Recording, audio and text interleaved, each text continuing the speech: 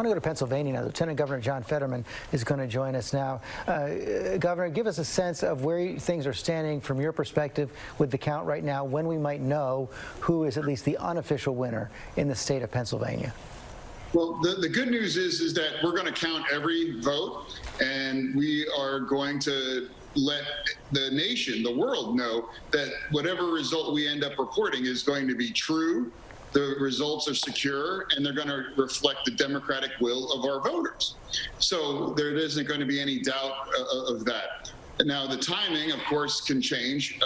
It will be in the next couple days, I would imagine. But the timing is less important than the underlying veracity of the results, which are going to absolutely reflect the will of our community, Commonwealth. Right now, Donald Trump has about a 9% point lead over Joe Biden there in the state of Pennsylvania. What's the universe of votes out there, and who are they likely to break for? Well, my understanding is there's approximately 1.3 mail-in ballots, and those trend historically in this election heavily towards Democrats, and they're coming from areas that are very Democratic strongholds, like Philadelphia, like Montgomery County, like increasingly like Chester and Allegheny, and as well as some smaller counties too. I mean, just overall, those voters that used mail-in ballots were overwhelmingly Democratic in nature. Surprise you that Pennsylvania is such a dogfight? Some of the polling showed that Joe Biden had about a 5-point lead. That was the average of state polls coming in. It appears that whoever wins, it's going to be closer than that. Yeah, I mean, anyone just has to go through my Twitter feed. I've been saying for weeks now that I don't trust the polls, that this is going to be close, and that Pennsylvania very well could pick the president. And I sounded the alarm and, emphasized that if the president is able to replicate his margins in small county Pennsylvania, he is going to be increasingly competitive. And that's exactly what's happened. And now we are in this situation. So I'm not the least bit surprised. In fact, I've been saying that for weeks now. And what's your sense of how it's going to turn out? No, I feel that the mathematical wind is at our back, based on the way some of these ballots I expect to break.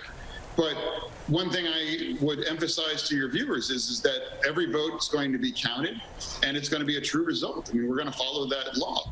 But at the end of the day, most of the ballots coming in are going to skew heavily towards Democrats at this point. And these ballots that may come in after Election Day, even though they are postmarked before Election Day, that are being segregated, do you have any sense yet, and it's probably too early to know, if what the universe of votes there will be, whether it will be significant enough to make a difference in this election? I would say it's definitely too early.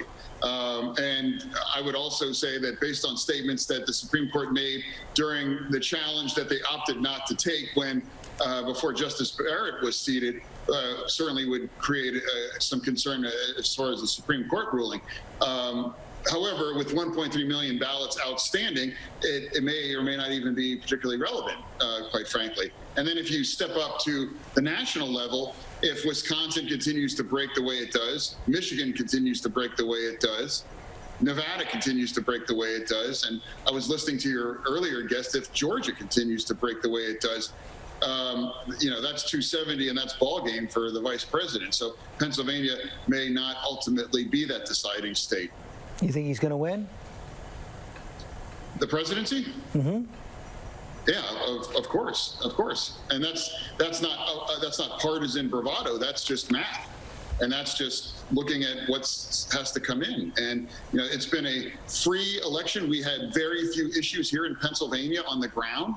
No voter intimidation, no fraud. In fact, the only case we've discovered of voter fraud in Pennsylvania during this cycle was a Republican in Luzerne County who tried to vote for his dead mother. So, this idea that this is not going to be a true count of Pennsylvania's voters, anything to that contrary is a lie attached to an agenda of chaos. Do you think that inside your state, we don't know what's going to happen in Washington, we don't know exactly what's going to happen with the president, but do you think inside your state there's a chance that this count is going to be approached in a bipartisan manner? Approached in a bipartisan manner? Yeah. I mean, hope springs eternal, but let's be honest, the only reason we're waiting on this number is because the Pennsylvania GOP refused to even grant an extra day to pre-canvass. Your earlier guest said that Georgia a Republican governor. They agreed to allow pre-canvassing for weeks, they said. They made us start at 7 o'clock on election day. That was the earliest. And we had unprecedented turnout and unprecedented mail-in ballots because of the pandemic. So that's why there's any delay whatsoever. So if you game it to create that kind of dynamic, it's ridiculously disingenuous to now claim, well, where are the numbers? Where are the numbers? When, that dynamic was set in motion by the Pennsylvania Republican Party's refusal to just even grant an extra 24 hours to pre-canvass. Lieutenant Governor John Fetterman, thanks very much for your time this morning. My pleasure. Thank you. Hi, everyone. George Stephanopoulos here. Thanks for checking out the ABC News YouTube channel. If you'd like to get more videos, show highlights, and watch live event coverage, click on the right over here to subscribe to our channel. And don't forget to download the ABC News app for breaking news alerts. Thanks for watching.